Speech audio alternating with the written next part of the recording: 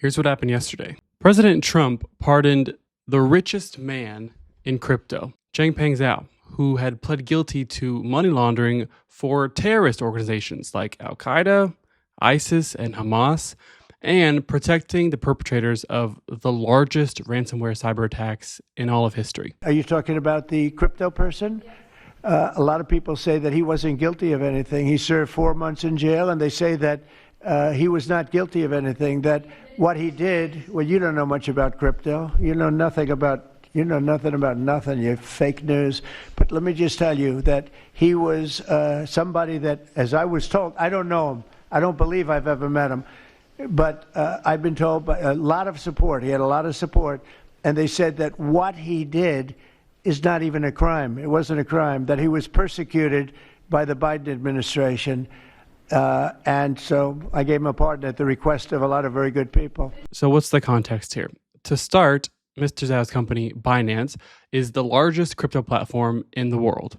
And Mr. Zhao is the king of it, worth an estimated $85 billion. Binance, his company, struck a deal with World Liberty Financial last year. If you don't know, World Liberty Financial is the Trump family's crypto company. That deal alone is poised to generate tens of millions of dollars a year for the Trumps. Who is this with Donald Trump Jr.? Chess McDowell. He's a DC lobbyist. He's also Mr. Zhao's lawyer. He's also Donald Trump Jr.'s hunting buddy. This is them together at the White House last week. It is literally all one big inside game. It could not get swampier than this. Drain the Swamp was a fantastic marketing campaign that a bunch of Americans fell for. Here is also a very incomplete list of Trump pardons, just scratches the surface, just in his second term alone. It's been 9 months. Russ Ulbricht, sentenced to life in prison and hundreds of millions of dollars in fines for creating and running the online black market site Silk Road. Pardoned. Rod Blagojevich, former Democrat, not anymore, extortion and wire fraud. Pardoned. Trevor Milton, former Nikola CEO, securities and wire fraud for hundreds of millions of dollars, of which he will no longer have to pay back, and donated $2 million to Trump's 2024 campaign.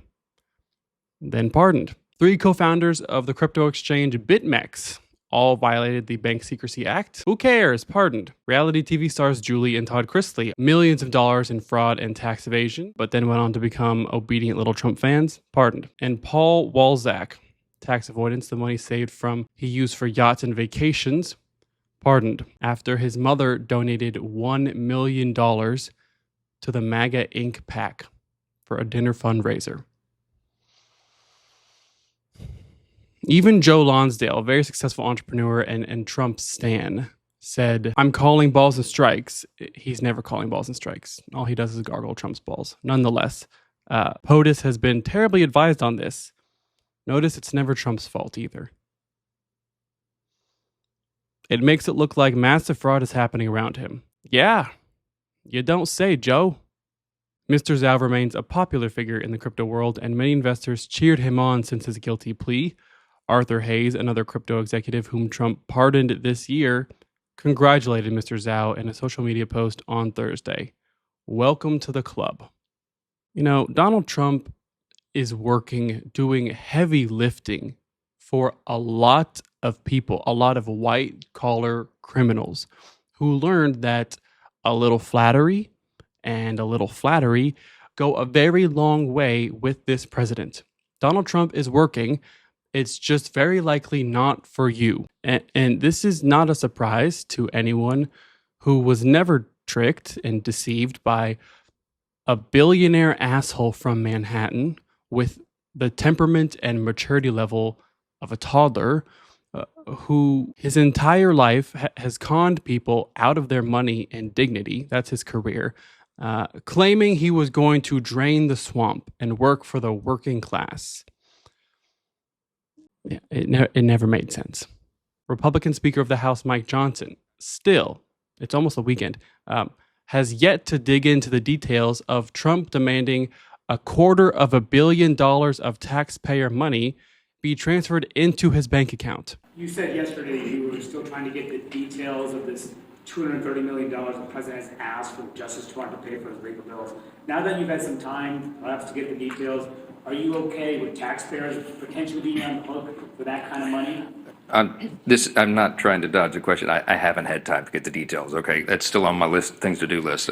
Yesterday was almost literally a 21-hour workday. Yes, sir, back row. No.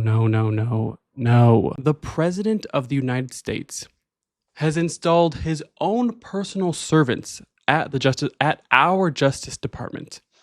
He is asking that group of people via lawsuit for $230 million in reparations because his feelings got hurted by investigations he brought onto himself by trying to subvert the most powerful government in the history of the world.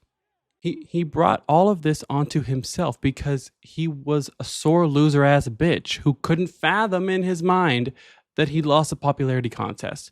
So he organized an elaborate coup culminating in January 6th, and the people at the Justice Department in charge, in this country of maintaining law and order, thought it might be wise to look into that. And now that same guy wants $230 million of our dollars. And you, Mike Johnson, leader of the House, your primary responsibilities being power of the purse, you control where the money goes, and overseeing the executive branch, stopping it from overstepping and abusing its power. And you want to tell us you still don't know the details of this? This whole thing doesn't work. If the top leaders of the other branches of government are too afraid to say a bad thing about the president when the president is doing bad things, it doesn't work. I'm not trying to dodge the question.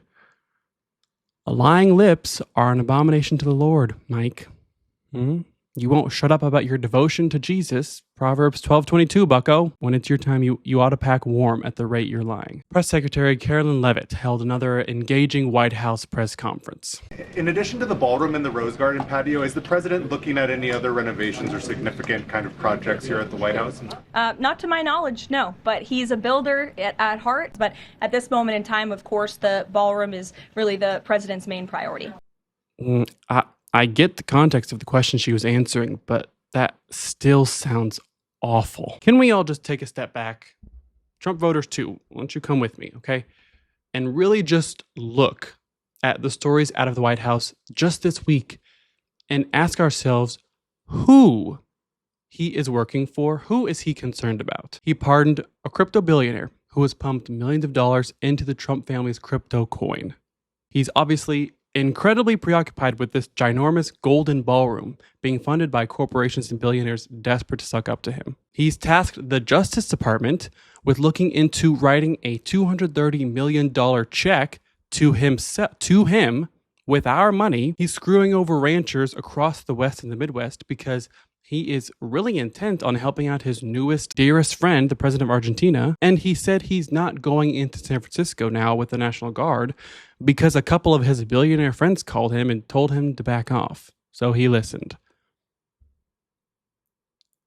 Can anyone seriously say he is taking into account regular Americans at all? Thinking about us in the slightest? If he's not thinking about himself, it's just a handful of billionaire besties or other right-wing leaders of the world, of other countries, who he cares to bother himself with. In the president's only appearance of the day, he appeared really rather apathetic to doing the job, at least yesterday, brushing off questions about Israel and the West Bank, about, ISIS wearing masks so that they can do whatever they want, deferred to Pete Hegseth on our plan in South America and the Caribbean. The only question he really showed some interest in was about Portland, which he just can't seem to get out of his mind. Portland is like burning to the ground. The whole place is burning to the ground. So that's like an insurrection more than it is anything else. That's crazy. Portland's crazy. It's just like a loop of 12 or 14 buzzwords on track in their heads. Here we are, America.